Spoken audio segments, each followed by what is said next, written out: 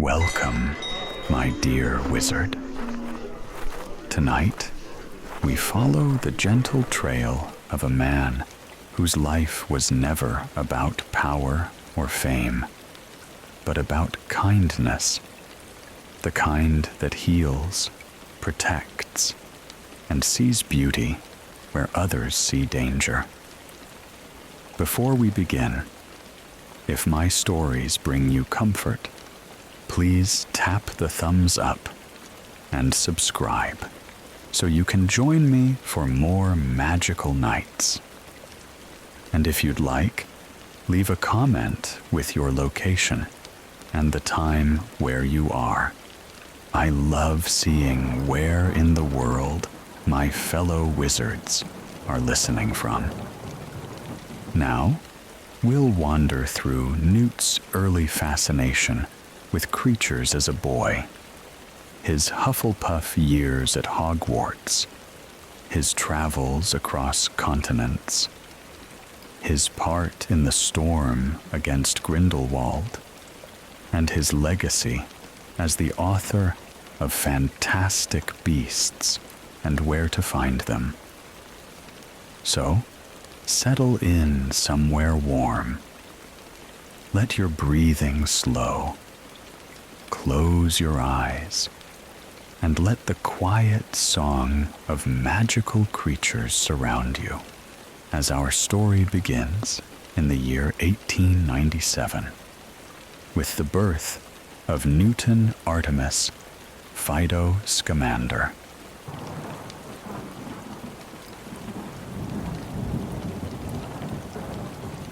Newton Artemis Fido Scamander was born in 1897 in England into a magical family already well entwined with the ministry of magic.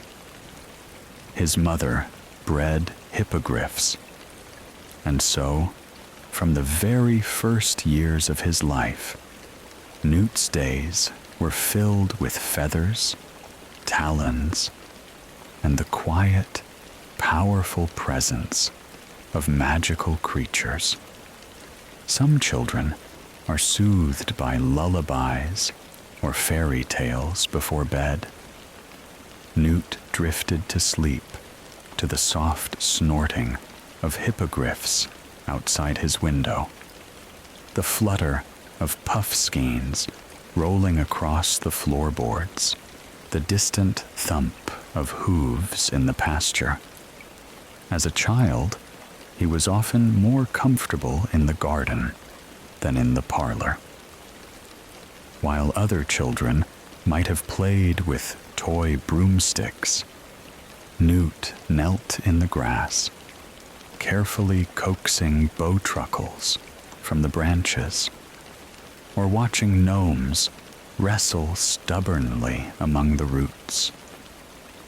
He collected beetle wings and examined the scales of shed akamai skin with the same seriousness another child might give to Quidditch scores. His mother, indulgent though often exasperated, encouraged his curiosity. She would find him scribbling observations in little notebooks, drawings of creatures half imagined, half remembered.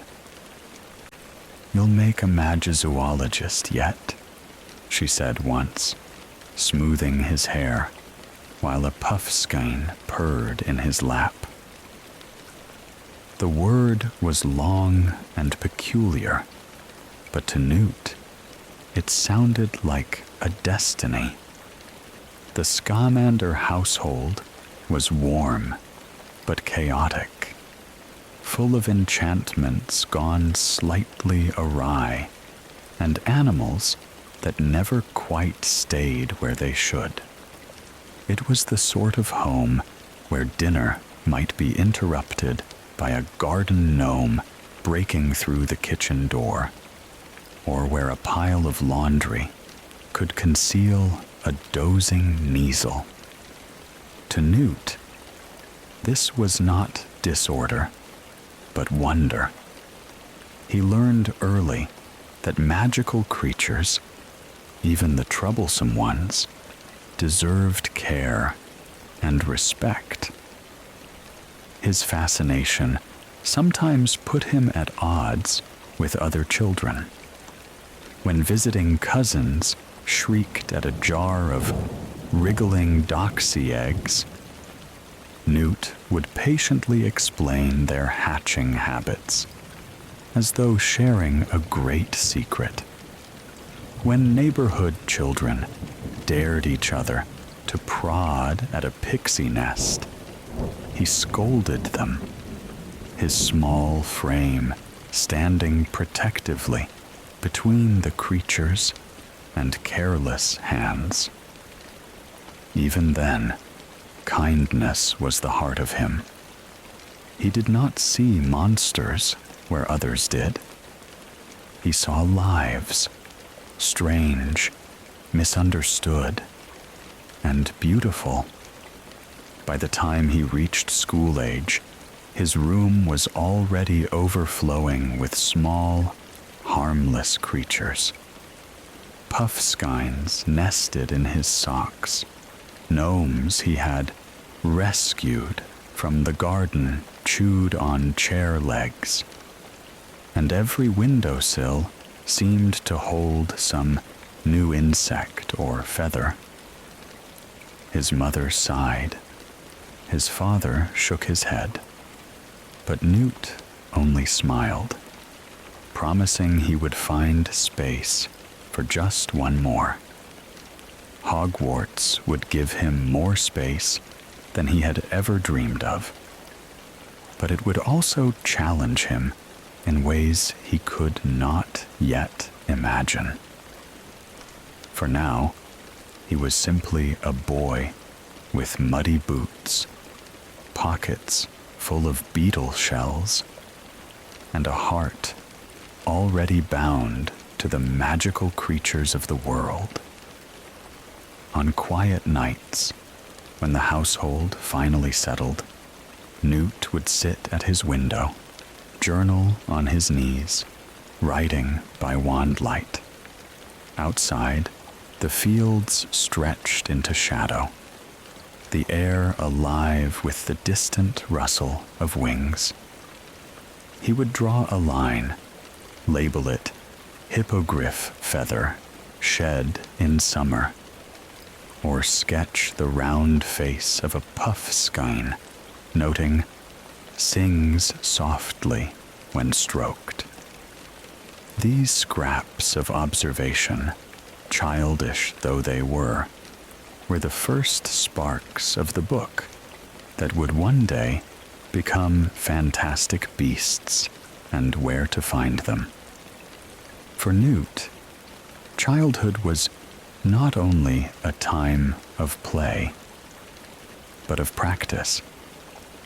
Each encounter, each scribble, each act of care was part of a larger story that would grow with him.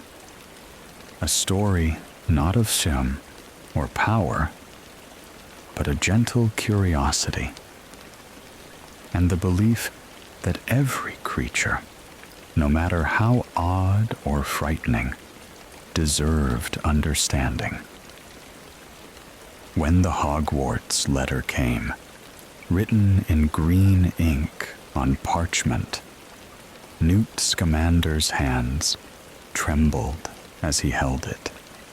He had grown up hearing of the castle, a place of enchanted ceilings and endless staircases, where portraits spoke, ghosts glided through the halls, and owls filled the rafters like stars in flight. But for Newt, what stirred him most was not the spells he would learn, or the subjects he would study. It was the thought that in those ancient grounds, hidden somewhere, he might discover new magical creatures he had never even dreamed of. The journey on the scarlet steam train was overwhelming. Compartments filled with laughter, sweets sold from trolleys, children leaning out of windows to glimpse the countryside rushing past. Newt sat quietly, nose nearly pressed to the glass, notebook on his lap. While others traded jokes or nervous chatter, he made lists of what he hoped to see. House elf, centaur, giant squid in the lake. His heart beat quickly with the thought of meeting them all. When the sorting hat was placed upon his head, it wasted little time. Hufflepuff, it said warmly, for loyalty, patience, and a heart that values every life. And so he joined the House of the Badger, surrounded by kind classmates, a cozy common room near the kitchens, and corridors filled with the scent of baking bread and roasting meat. Life at Hogwarts was dazzling. The enchanted ceiling of the Great Hall mirrored the stars, and Newt would crane his neck at dinner, trying to count constellations between bites of treacle tart. Candles floated above the tables, dripping no wax, their glow warm on the faces of students. Ghosts drifted through the halls. The Grey Lady, silent and ethereal, and the Fat Friar, cheerful and plump, who always had a smile for Hufflepuffs. But it was in the grounds, rather than the classrooms, where Newt felt most alive. While other students huddled in libraries or practiced hexes in corridors, Newt slipped down to the lake's edge, watching the tentacles of the giant squid ripple just beneath the surface. He lingered in the shade of the forbidden forest, listening for the soft calls of centaurs or the rustle of creatures he was forbidden to see. He was often scolded for muddy robes and ink-stained hands, but he didn't mind. In class, he showed a peculiar gift. Transfiguration fascinated him, not for the act of changing objects, but for what it revealed about the essence of things. In potions, he was clumsy but observant, noting how certain ingredients were drawn from rare creatures, always curious about the lives behind the parts. And in defense against the dark arts, though he cast spells capably, he often asked questions about the beasts mentioned in lessons, eager to understand rather than simply repel them. Some professors admired him. Others sighed at his eccentricities. But one in particular, Albus Dumbledore, saw promise in the boy's compassion and curiosity. Though Newt was younger than Dumbledore's other protégés, the professor noticed the way he handled even the most feared creatures with patience, never recoiling, always gentle. In the quiet corners of conversation, Dumbledore would remind him that true power lay not in domination, but in understanding. Not all at Hogwarts admired Newt's habits. His tendency to keep creatures in his dormitory led to trouble more than once.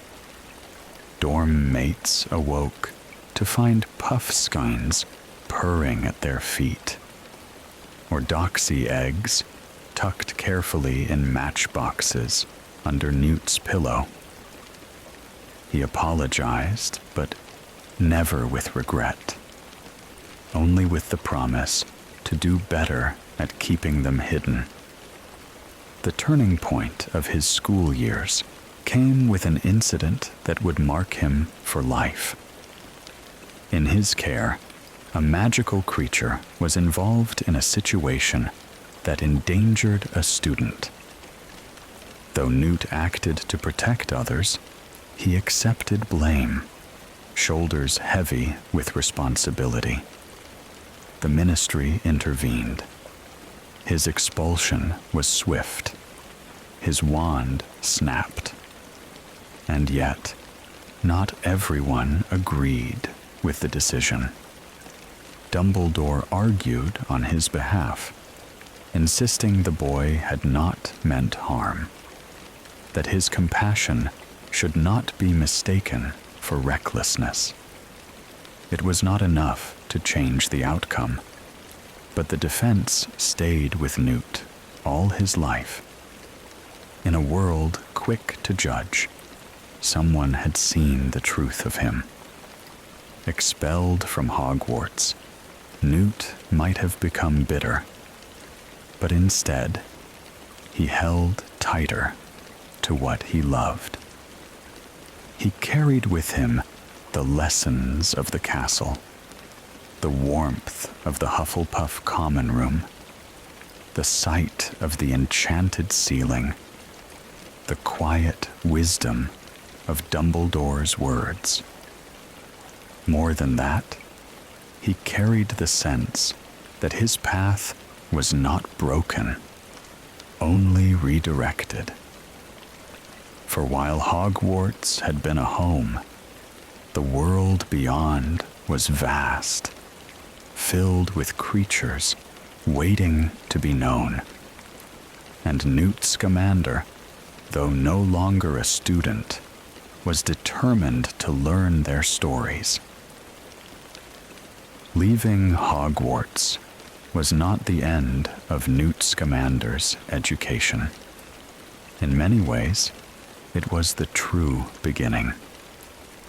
Though the castle's doors closed behind him, the world stretched ahead like an endless forest waiting to be explored. His expulsion might have broken another boy, but Newt carried with him something stronger than pride, a deep, unshakable love for magical creatures. At first, his path led him to the Ministry of Magic. It was almost expected. Generations of Scamanders had served there, and the ministry seemed the natural place for a young wizard to begin. He joined the Department for the Regulation and Control of Magical Creatures, starting humbly in the office of House Elf Relocation. It was quiet, clerical work, forms stacked high, quills scratching endlessly, reports written and filed. But Newt's mind wandered. As he sat at his desk, he doodled sketches of creatures in the margins of parchment, notes about behaviors he had observed as a boy.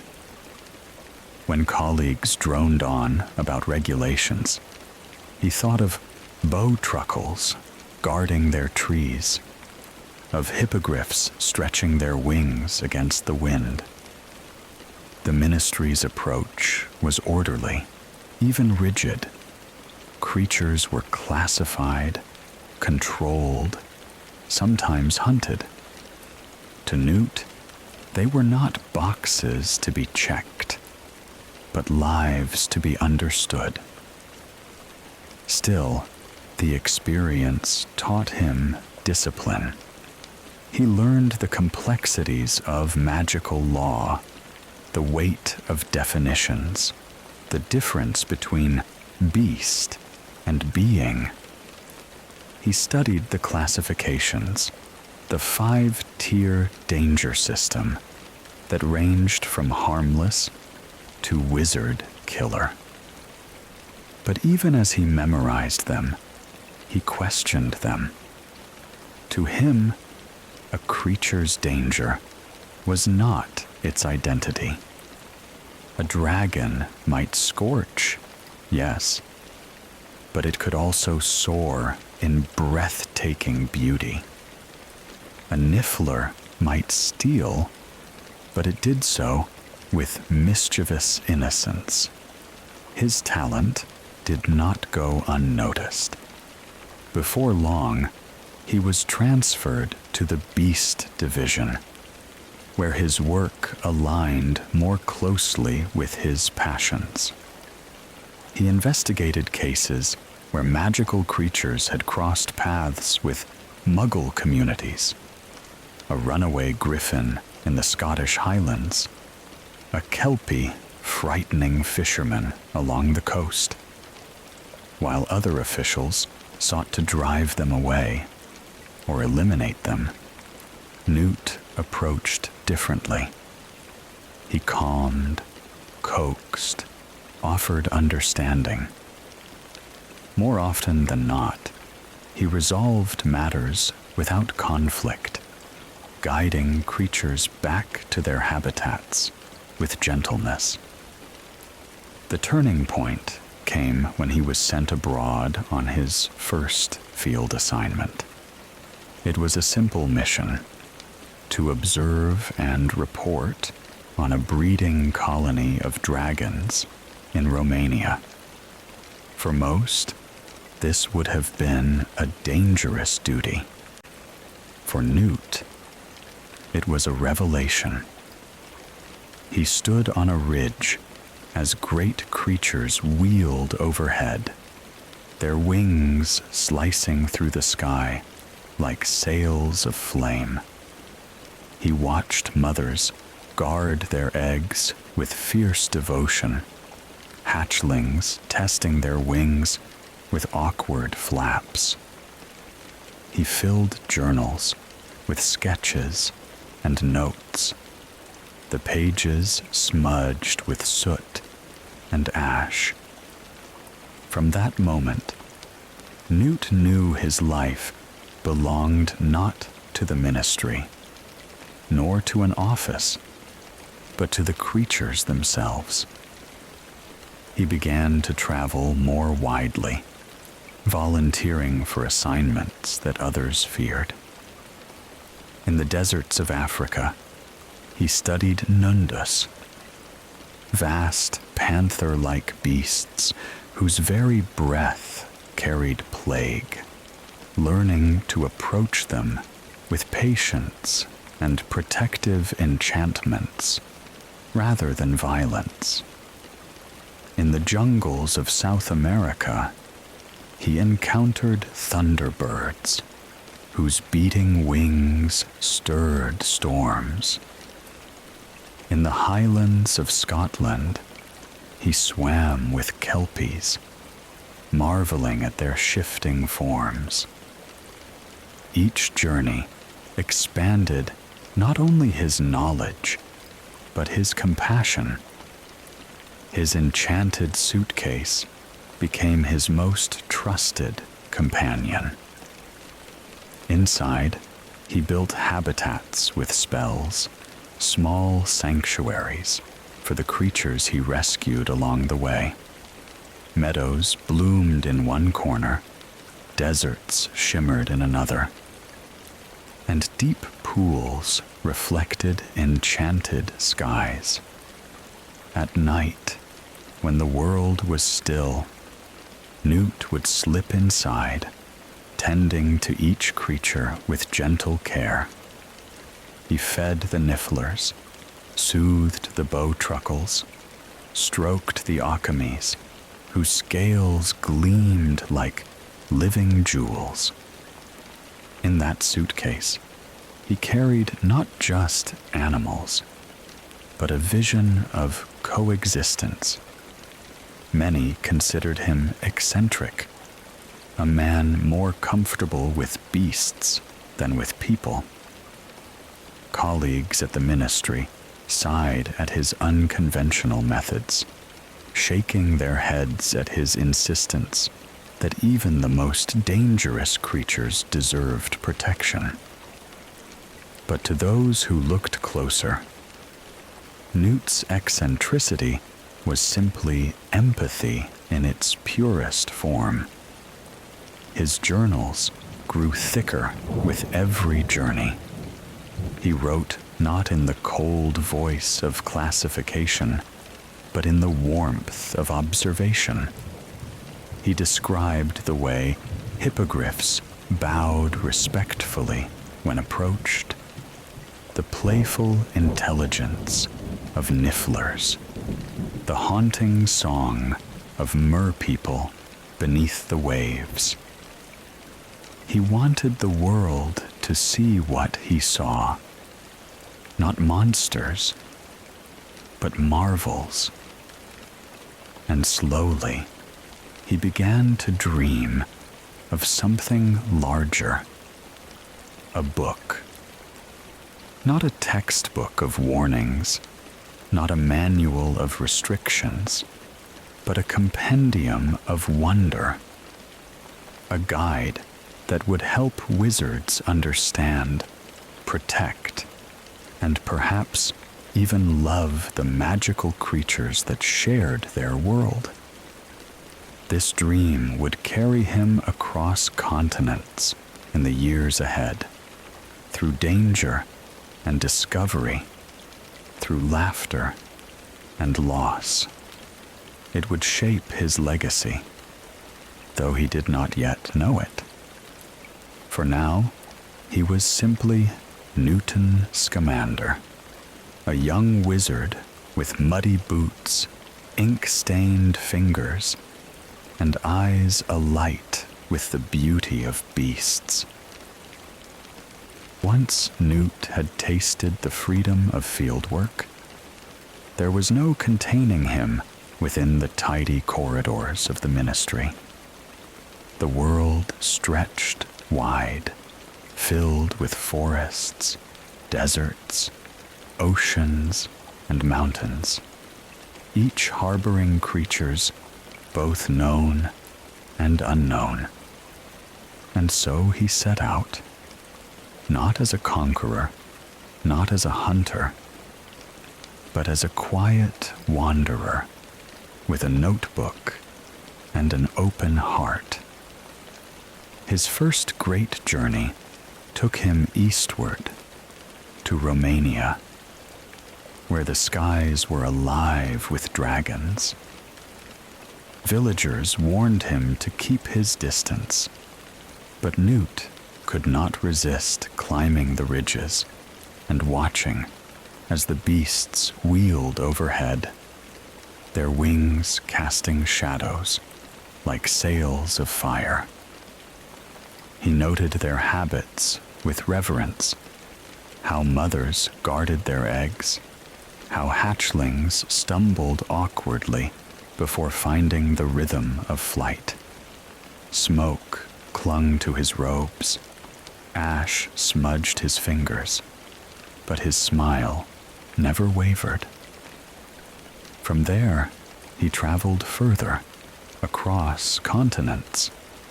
In the high deserts of Africa, he studied Nundus, vast, leopard-like beasts whose very breath spread disease. Where others would have fled, Newt approached with patience, layering protective charms and recording their patterns of movement. He wrote of the strange shimmer in their coats under moonlight, of the way they moved with a grace far more elegant than their reputation suggested. In America, he encountered the thunderbird. Its wings stirred the skies into storms, its cry echoing across canyons. Newt rescued one such bird, naming him Frank, and carried him for years within the sanctuary of his suitcase. The bond between wizard and beast deepened his conviction that magical creatures deserved not fear, but respect. His enchanted suitcase became his truest companion. With charms of expansion, he built entire worlds within its worn leather frame. Meadows unfurled, filled with bowtruckles clinging to tiny trees. Deep pools rippled, sheltering grindylows and kelpies. Caves echoed with the scurrying of nifflers, their eyes gleaming with mischief. Each compartment was a sanctuary, lovingly tended. Newt often spent nights within, crouched in candlelight, feeding and soothing his companions, whispering words of comfort as though to family. Not all of his travels were without danger. In the jungles of South America, he was chased by a herd of erumpents, their horns glowing ominously. In the forests of Europe, he narrowly escaped a lethofold, its shadow creeping toward him as he slept. Yet even in peril, he never sought to harm. Instead, he observed, adapted, and learned. To many wizards, Newt seemed eccentric, a man who preferred the company of beasts to people. But those who traveled with him, even briefly, spoke of his gentleness, his quiet humor, the way his eyes lit up when speaking of the creatures he loved. He could spend hours describing the subtle difference between two species of pixie, or the exact conditions an akamai egg required to hatch. To him, these details were not trivial, but sacred. His path eventually carried him back to England, journals bulging with observations, sketches spilling from pockets. He began drafting his great work, Fantastic Beasts and Where to Find Them, not as a textbook of fear, but as a guide of wonder. Yet before the book could be completed, fate pulled him once more into adventure. In 1926, Newt boarded a ship bound for New York. His purpose was simple: to release Frank the Thunderbird back into his native skies. But in the bustle of the city, his enchanted suitcase was misplaced. Creatures slipped free, scattering into the streets. What followed was both chaos and delight. Nifflers tumbling through banks in search of coins, erumpents dancing in snowy parks, bowtruckles clinging stubbornly to lamp posts. To most, it was disaster. To Newt, it was a chance to show the world that these beings, even in their mischief, were worth saving. In New York, he met Tina Goldstein, an earnest orar whose sense of justice rivaled his own. Through missteps and shared trials, respect bloomed into affection. He met her sister, Queenie, whose kindness glowed like sunlight, and Jacob Kowalski, a muggle whose open heart made him as much a wizard as any. These friendships reminded Newt that though he found kinship in creatures, people too could surprise him with loyalty and warmth. Yet his time in America brought him face to face with darker truths.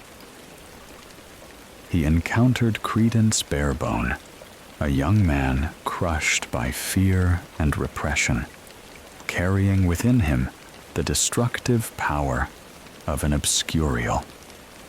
Where others saw only a threat to be destroyed, Newt saw a child in pain.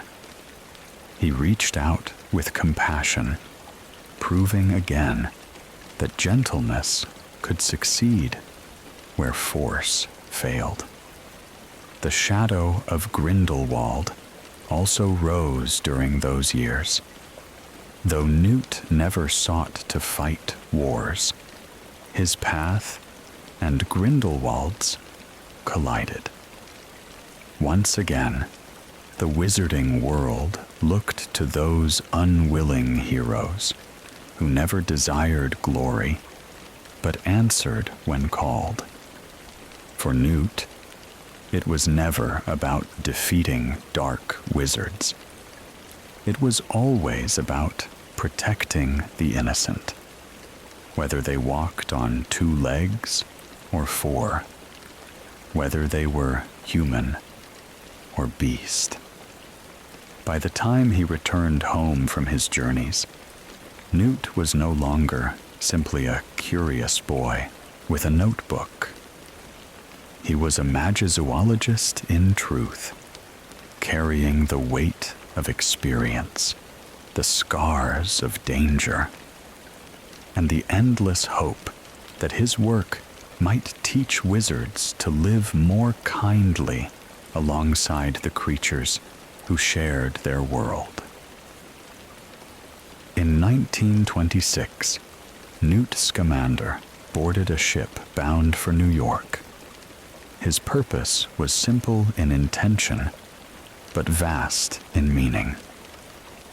To return Frank, the thunderbird he had rescued in Egypt, to his native skies of Arizona. Frank's wings stirred the very weather, summoning storms with a beat. And Newt longed to see him soar freely where he belonged. With his enchanted suitcase clutched in hand, filled with habitats, enchanted landscapes, and the soft rustle of dozens of magical creatures, Newt stepped into the bustling heart of America. New York was unlike anything he had known. Its skyline was sharp and modern, its streets filled with the clatter of carriages and the hum of automobiles, muggles bustling in their gray suits and felt hats. But beneath this ordinary facade lay a strict and fearful magical society. One ruled by secrecy the Magical Congress of the United States, MACUSA, kept a tighter rein on wizard kind than the British ministry.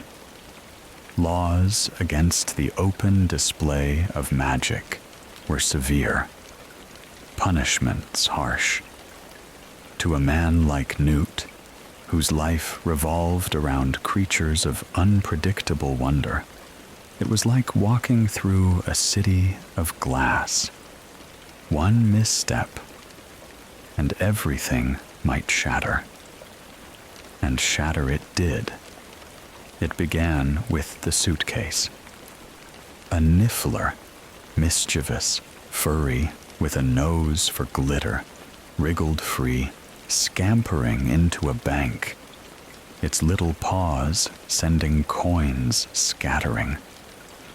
Newt chased after it, weaving through crowds, muttering apologies as he ducked under desks and vault counters. To onlookers, it must have seemed absurd. A quiet, awkward man leaping after an invisible prize. To Newt, it was simply another rescue mission. But in the chaos, he crossed paths with Jacob Kowalski, an unsuspecting muggle who carried dreams of opening a bakery. Their suitcases, one filled with creatures, the other with pastries, were swapped, and destiny shifted with a click of a latch. The escape of his creatures drew the attention of Tina Goldstein, an ex-Auror whose heart still burned for justice. She arrested Newt, marching him before Makusa, suitcase in hand. Yet what could have been his downfall became the beginning of unlikely bonds. Tina, stern but fair, grew to see his compassion. Queenie, her sister, gentle and radiant, welcomed him with kindness that felt like sunlight. And Jacob, bewildered but steadfast, became perhaps the first muggle to truly befriend a wizard, his eyes wide with wonder at bowtruckles, erumpents, and okamis hiding in Newt's case. As the days unfolded, Newt's creatures slipped through the city, nifflers raiding jewelry shops, erumpents wandering into snowy zoos, thunderous stampedes echoing through Central Park. Each escape could have spelled disaster, yet each retrieval showed the same truth. Newt's creatures were not terrors, but misunderstood marvels.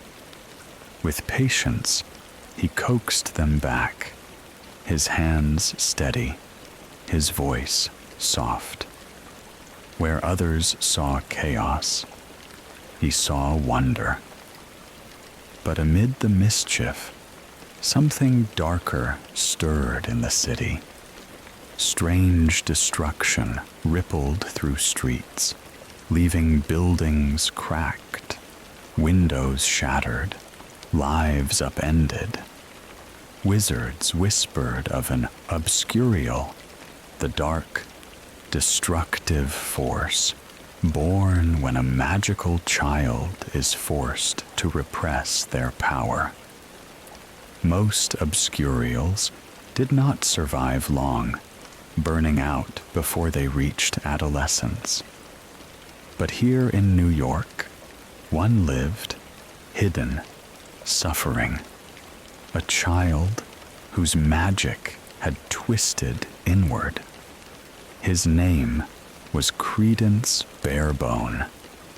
Raised in cruelty, denied love, his life was a cage of silence and fear. The force within him lashed out in storms of shadow and rage. To Makusa, he was a weapon to be destroyed. To Grindelwald, disguised among them, he was a tool to be exploited. To Newt, he was a boy in pain. When Newt faced Credence, it was not with raised wand or sharp spell. It was with open hands and steady voice. He spoke gently, urging calm, offering compassion. He knelt amid the maelstrom of magic, shadows whipping around him, and saw not a monster, but a frightened child. "You're not alone," he said. "You're not dangerous. your hurt."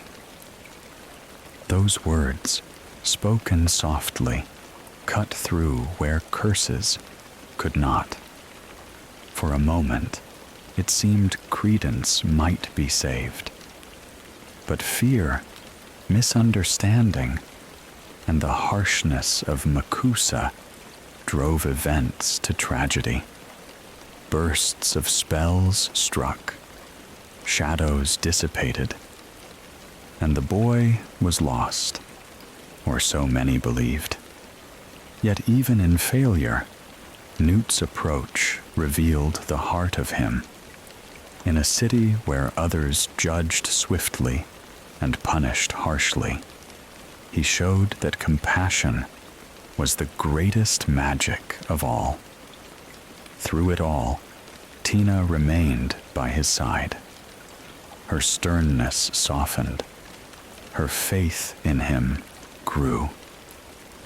Queenie's kindness embraced even Jacob, whose wide-eyed wonder at magic turned to loyalty stronger than any spell. When Newt finally opened his suitcase to them fully, showing them the habitats he had built, forests, deserts, oceans blooming inside a battered leather case, they saw not just a magizoologist, but a man who carried worlds within him. And though Grindelwald escaped that winter in chains, the seeds of resistance were planted. Newt, who never sought war, who never craved heroism, became entangled in a struggle that would shape the decades to come. Yet even then, he did not think of himself as a soldier.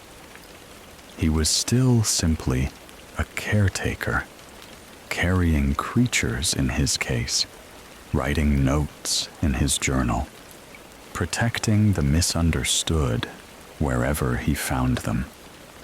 When Frank the Thunderbird finally spread his wings in the Arizona sky, storm clouds gathering an answer, Newt smiled quietly.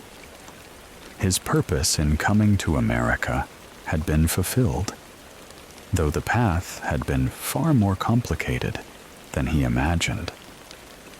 He had released a creature into freedom, and in doing so, had freed something within himself as well. After the chaos of New York, Newt Scamander might have wished to retreat into quiet work once more, to return to his suitcase, his creatures, and the solitude of study. But the world had other plans. In the shadows, Gellert Grindelwald's influence spread across Europe. Rumors of rallies and whispered promises grew louder. Promises of wizarding dominance, of a new world order where magical folk would no longer hide from muggles. The storm gathered force, and though Newt never sought war, the tide began to draw him in. It started with Paris.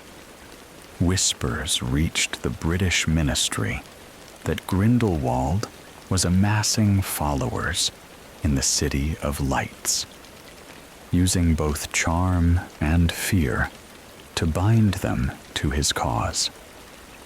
Newt, reluctant but resolute, journeyed there with Tina Goldstein, now more than a colleague, though their feelings remained unspoken.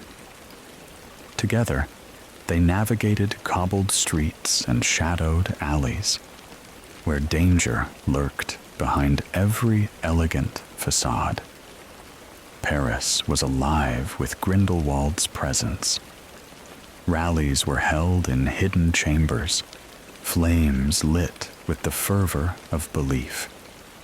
Wizards gathered by the hundreds, captivated by his silver tongue. Grindelwald spoke of freedom, of a brighter future, his words laced with poison that sounded like hope. Many who listened found themselves drawn in, unable to resist the pull of his vision. Newt, however, saw through the illusions. To him, Grindelwald's words were not about freedom, but control, not about hope, but conquest. He knew that promises of beauty could hide cruelty, just as a brightly feathered creature could carry venom in its bite. And though Newt was no auror, no soldier, he chose to stand in quiet defiance. His creatures, once again, became his allies. When spells clashed and chaos broke, it was often Newt's understanding of magical beasts that turned the tide. A Graphorn's strength scattered foes. A Niffler's nimble paws revealed stolen wands. A swarm of tiny creatures distracted enemies long enough for allies to escape. Where others wielded curses, Newt wielded kindness, intelligence, and trust in the beings most wizards dismissed as dangerous or irrelevant. Yet Grindelwald's rise was not merely a battle of duels. It was a battle of hearts. Wizards and witches, weary of secrecy, tempted by promises, leaned toward his cause. The world tilted, uncertain. Newt felt it in every step, the weight of history pressing upon his shoulders, though he never wished to carry it. And through it all, Albus Dumbledore lingered in the background. Once Newt's teacher, now a mentor, Dumbledore entrusted him with delicate tasks. It was Dumbledore who knew Grindelwald best, for they had once walked side by side in youth. Yet Dumbledore could not move directly against him, bound by a blood pact, chains of magic forged in their reckless friendship. And so he turned to Newt, not for brute force, but for the quiet courage only Newt possessed. Newt's role was never one of glory. He did not lead armies or deliver rousing speeches. Instead, he moved quietly, shielding the innocent, retrieving truths hidden in shadows, protecting those who would otherwise be forgotten. He worked alongside Tina, Jacob, Queenie, though Queenie, in a moment of heartbreak, was drawn into Grindelwald's orbit, believing his promises of a world where love between wizards and muggles could flourish without law. That loss cut deep, not only for Jacob, but for Newt, who knew how easily hope could be twisted. The years that followed were marked by tension and conflict. Nurmengard rose as Grindelwald's fortress, a symbol of his growing empire. Wizards spoke his name in hushed tones. Whole communities trembled beneath his vision. Newt, though only one man, stood as part of a fragile resistance, refusing to bow to the tide. He was not fearless, far from it. He felt the weight of danger, the sting of loss, the exhaustion of endless pursuit. But courage, he knew, was not the absence of fear. It was the choice to continue despite it. And so he carried on, suitcase in hand, creatures at his side, compassion guiding each step. Through the battles of Paris, the whispers of Normangard, and the tightening net of Grindelwald's power, Newt remained true to himself. Others might have sought glory or vengeance.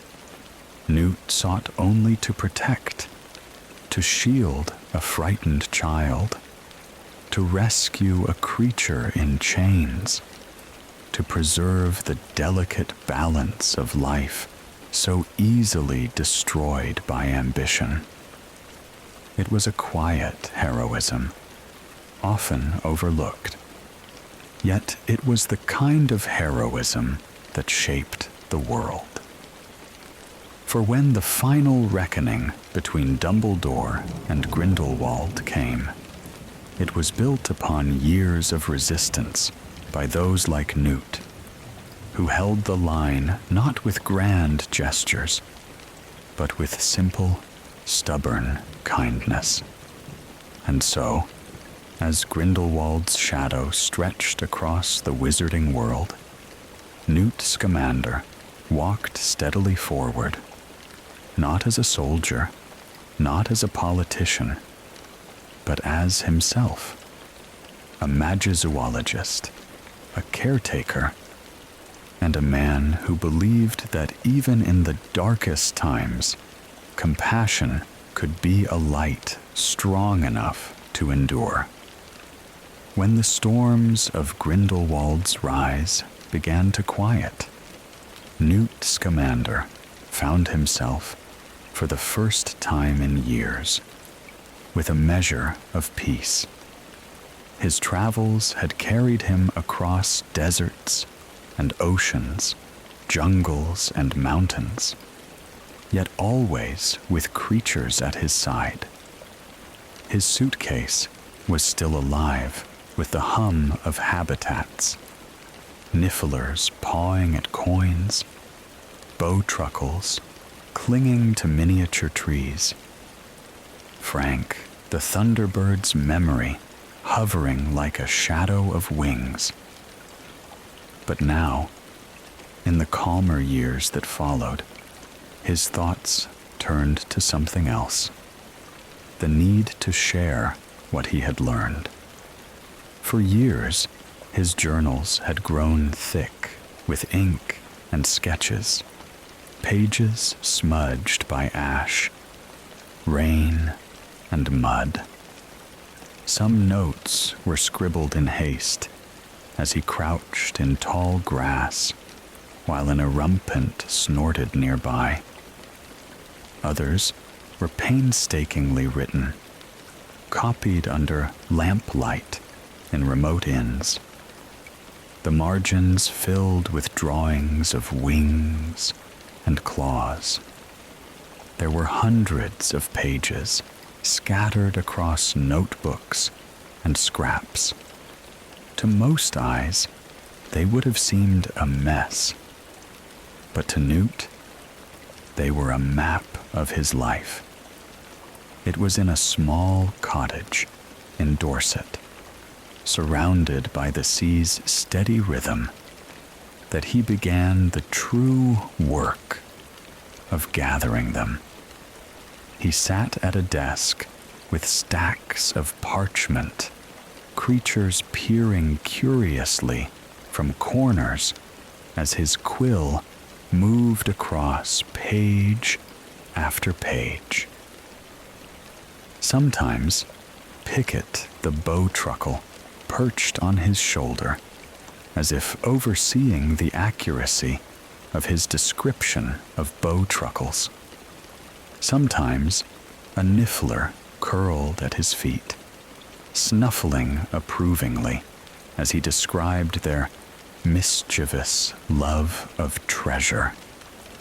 The book that took shape was not written in the cold language of classification, but in a voice full of warmth and humor. Where others might have written dangerous or hostile, Newt wrote of tendencies, habits, and misunderstandings.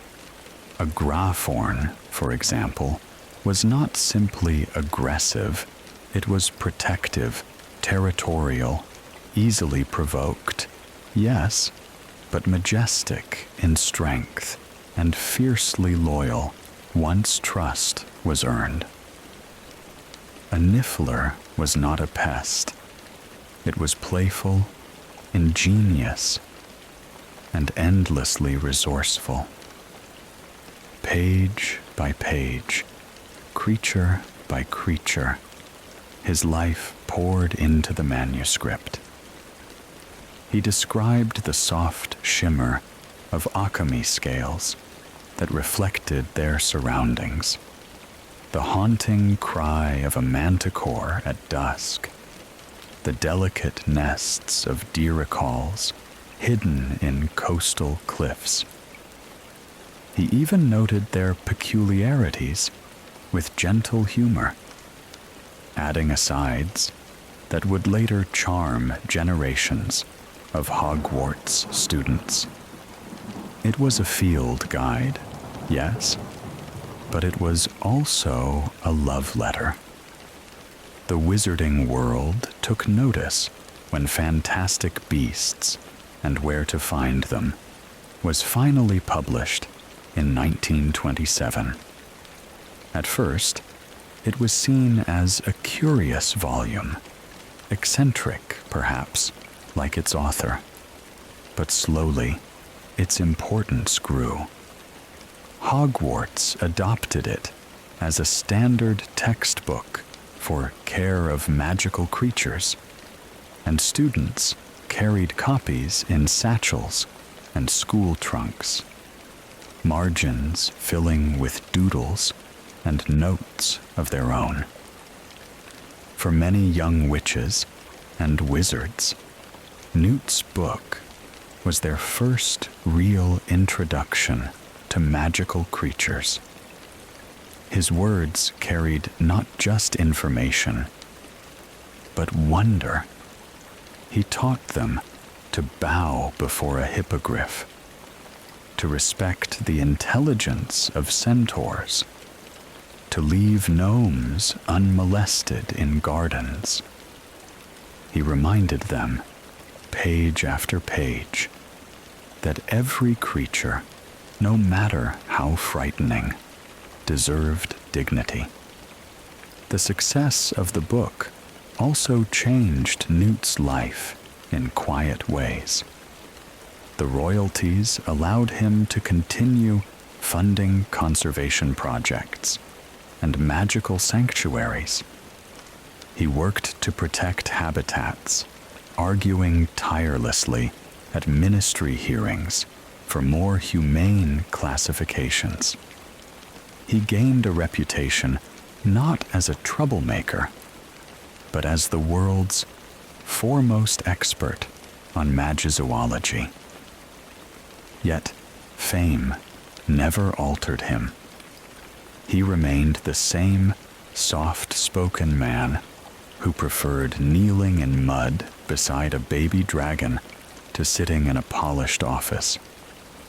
He avoided interviews, shied away from fanfare, and returned always to his creatures, who neither praised nor judged him, but simply trusted him.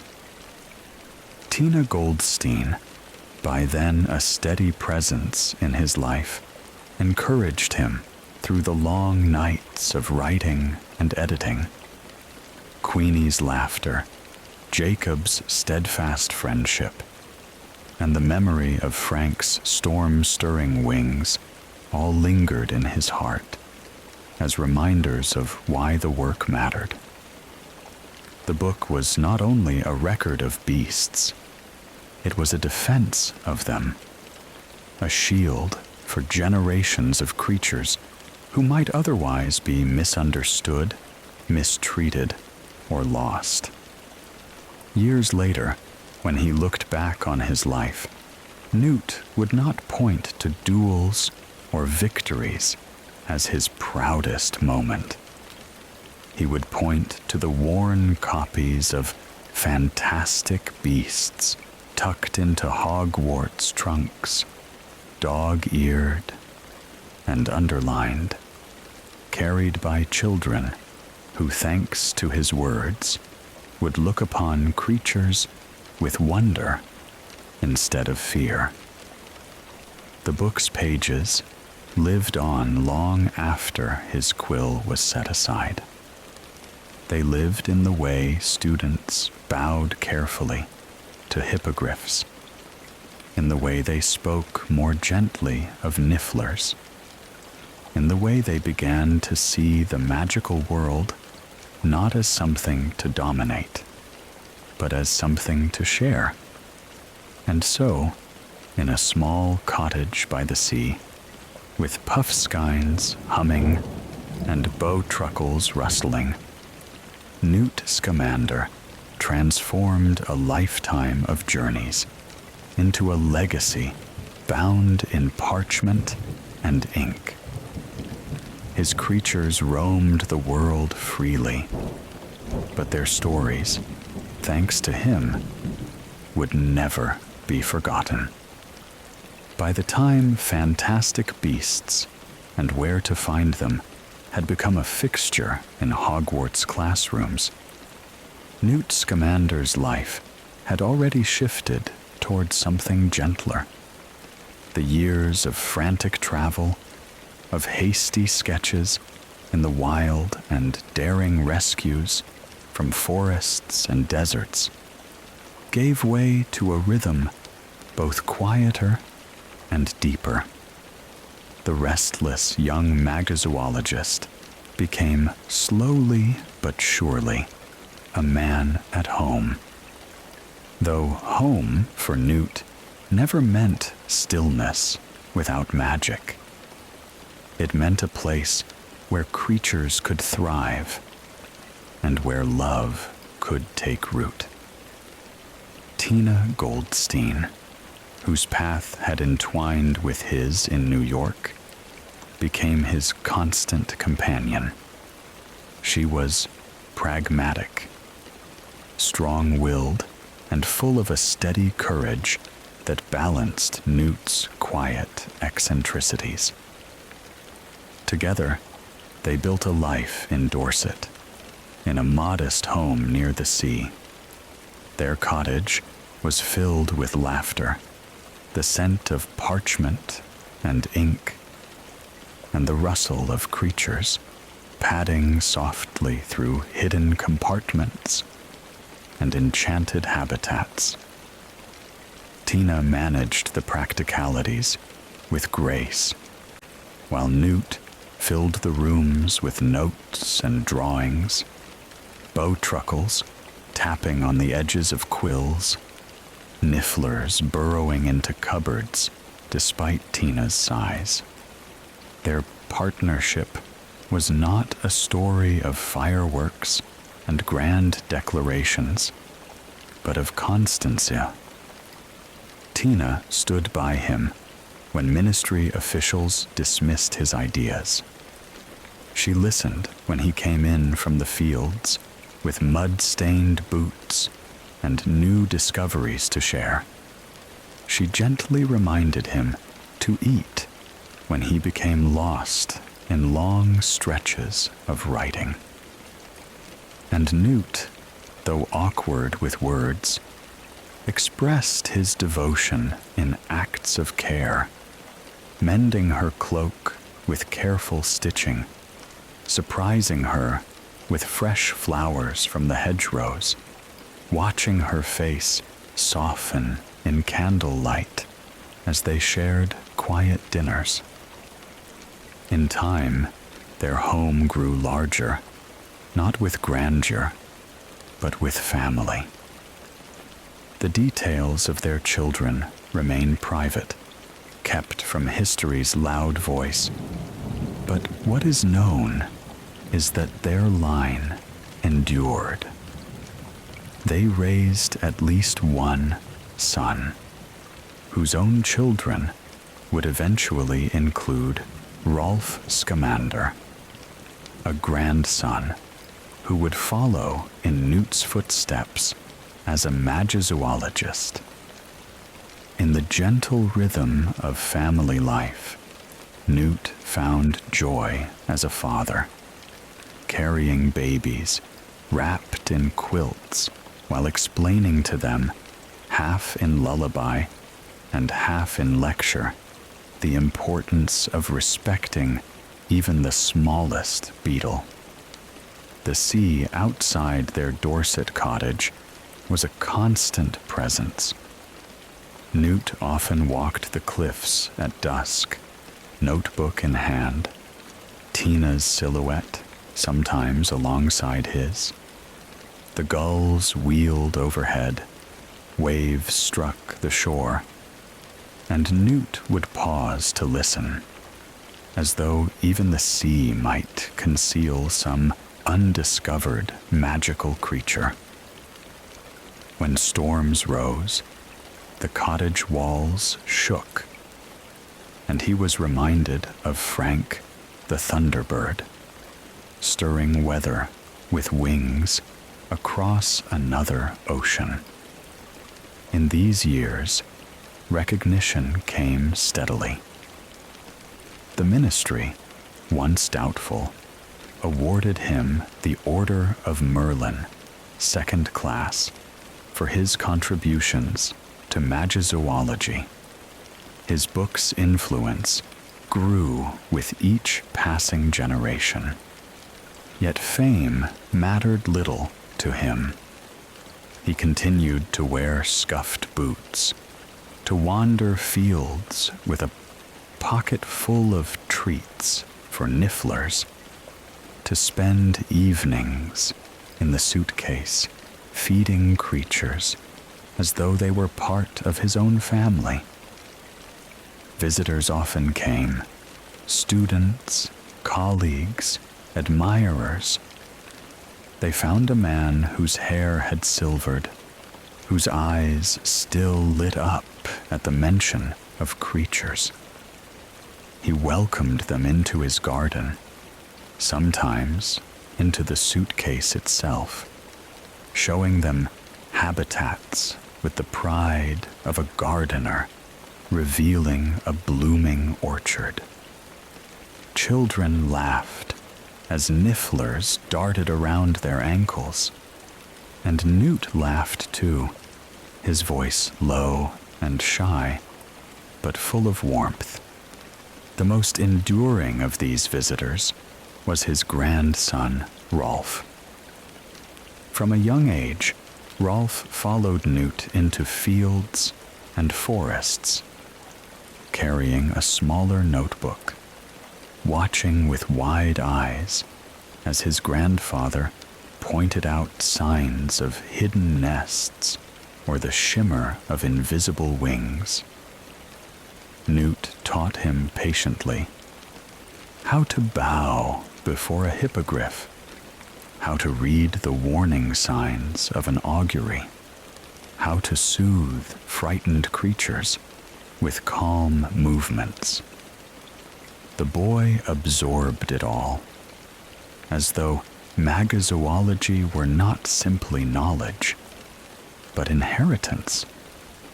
When Rolf grew, he carried the legacy forward, eventually marrying Luna Lovegood, whose dreamy wisdom matched the Scamander curiosity perfectly.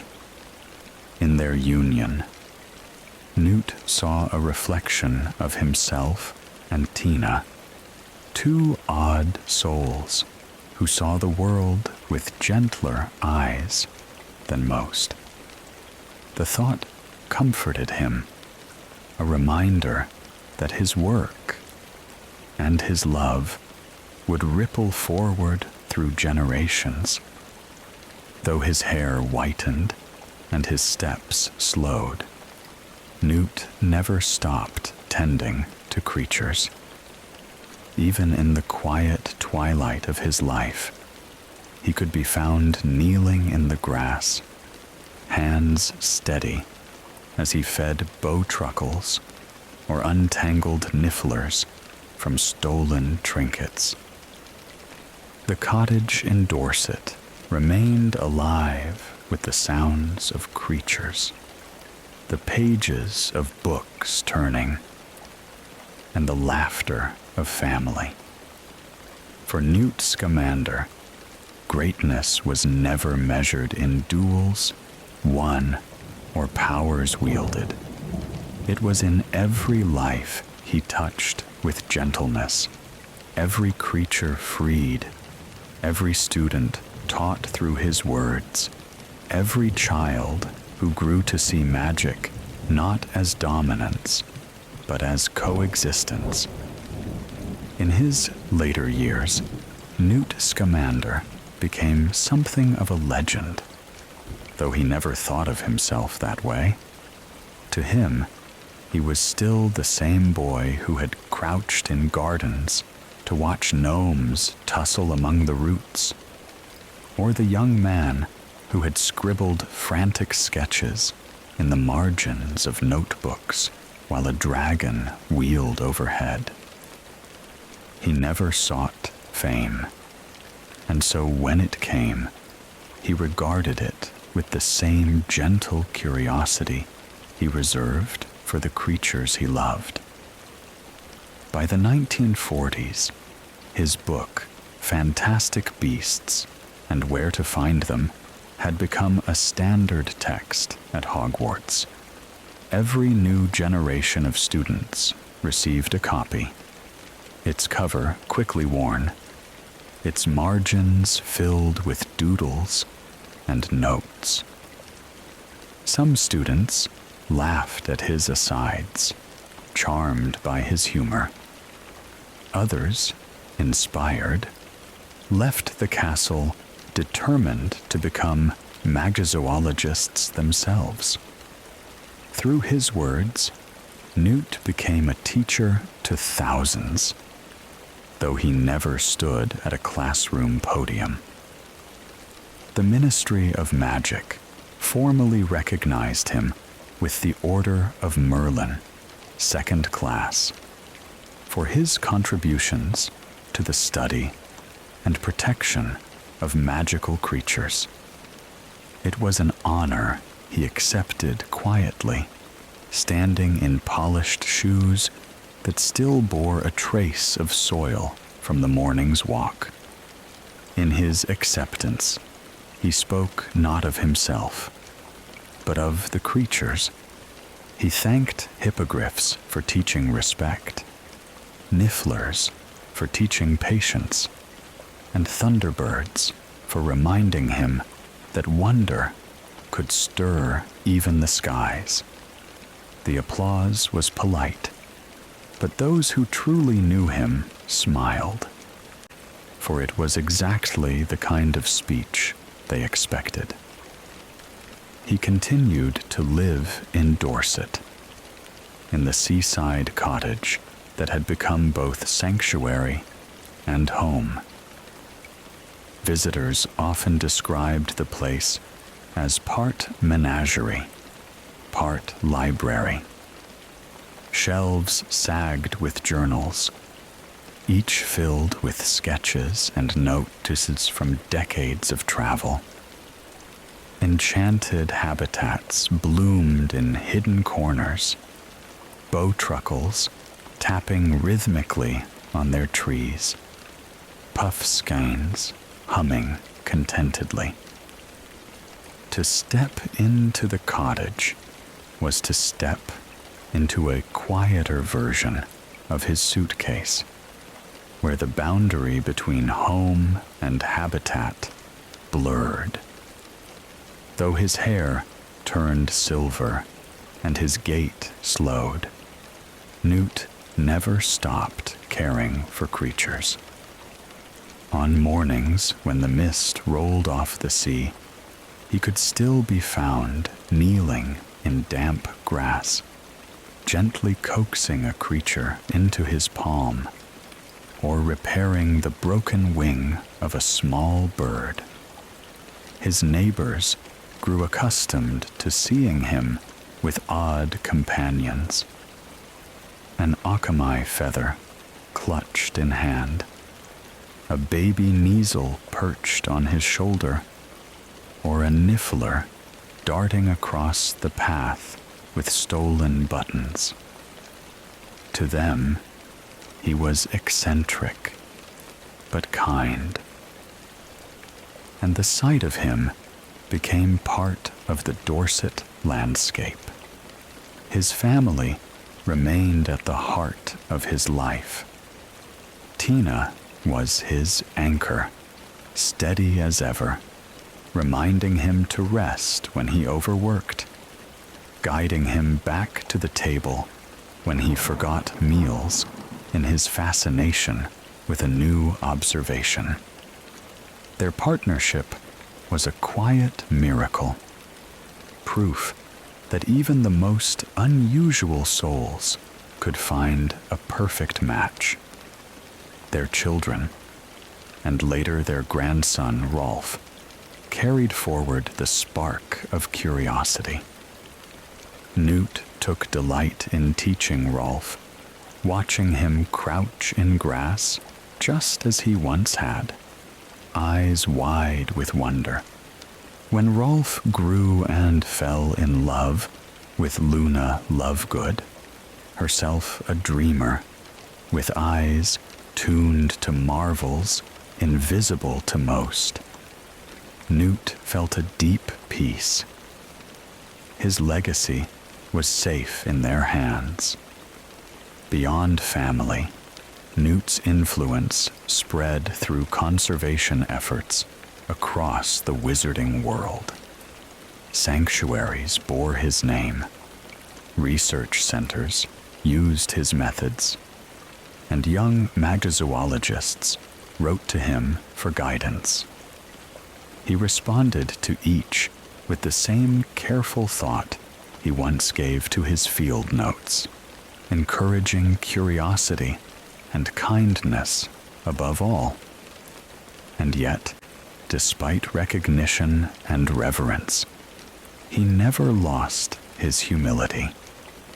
He avoided public attention whenever possible, often hiding behind piles of parchment when visitors came calling.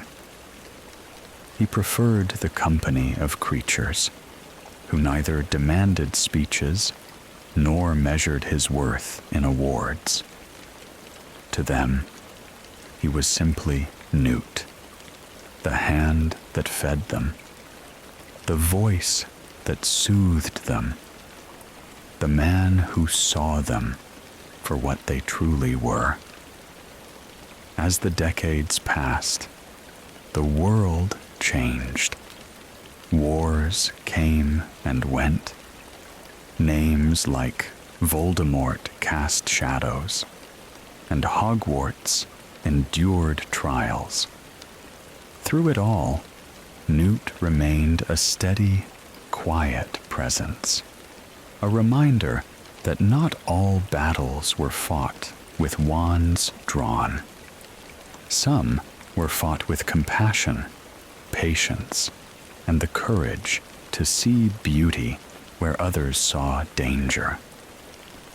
When at last his time drew near, he faced it as he had faced life, gently, without fear.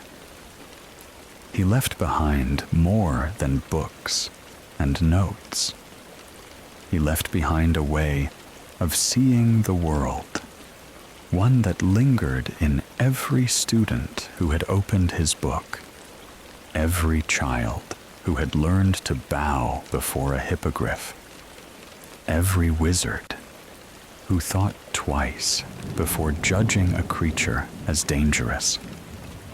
His legacy was not written only in ink, but in lives changed by kindness. Wizards and witches remembered him not only as the greatest magizoologist of his age, but as proof that greatness could be quiet, that heroism could be gentle, and that love extended beyond people to the creatures who shared the earth with them. And so, long after his footsteps faded from the Dorset cliffs, his name lived on, whispered in classrooms, cherished in stories, carried in the laughter of children opening copies of his book. Newton Artemis, Fido Scamander, the man who carried worlds inside a suitcase, left the wizarding world softer, kinder, and more wondrous than he had found it. The story of Newt Scamander does not end with awards or monuments, nor with grand speeches etched into history. It ends, as his life so often was, in gentleness. Imagine him now, in the twilight of his years, hair silvered, his hands still steady as he kneels in grass damp with evening dew. Around him, the soft rustle of creatures fills the air. A puff skein humming drowsily, a bowtruckle swaying on a twig, a kneesel curling close at his feet. The sea sighs in the distance, waves breaking against the Dorset cliffs, steady as a heartbeat. In his suitcase, that remarkable, enchanted world he built, life stirs quietly. Meadows glow with lantern light, rivers trickle, branches sway in an artificial breeze, nifflers sleep in burrows of trinkets, okamis stretch in glittering coils, and thunderbird feathers shimmer faintly, as though remembering the skies they once commanded.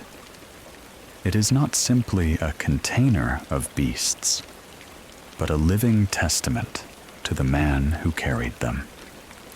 Newt was never a warrior, in the way history often remembers heroes. He was not known for duels won or curses cast. Instead, his bravery was of a different sort. The courage to kneel before a creature others feared, the patience to see worth where others saw danger, the humility to value lives overlooked. That quiet kind of heroism left ripples in the world, more enduring than any spell. Through his journeys, he showed that magic was not only in wands and words, but in the bonds between beings. He taught wizards to bow to hippogriffs, to respect the pride of centaurs, to leave diricals in peace. He reminded them, with every page of his book and every word he spoke, that love and respect extended beyond humankind. Close your eyes for a moment and picture walking into his suitcase. The leather creaks as the lid opens, and suddenly the world expands, not dark and confined, but vast and glowing.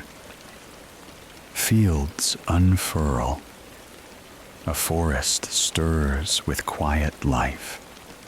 The scent of warm earth rises to meet you.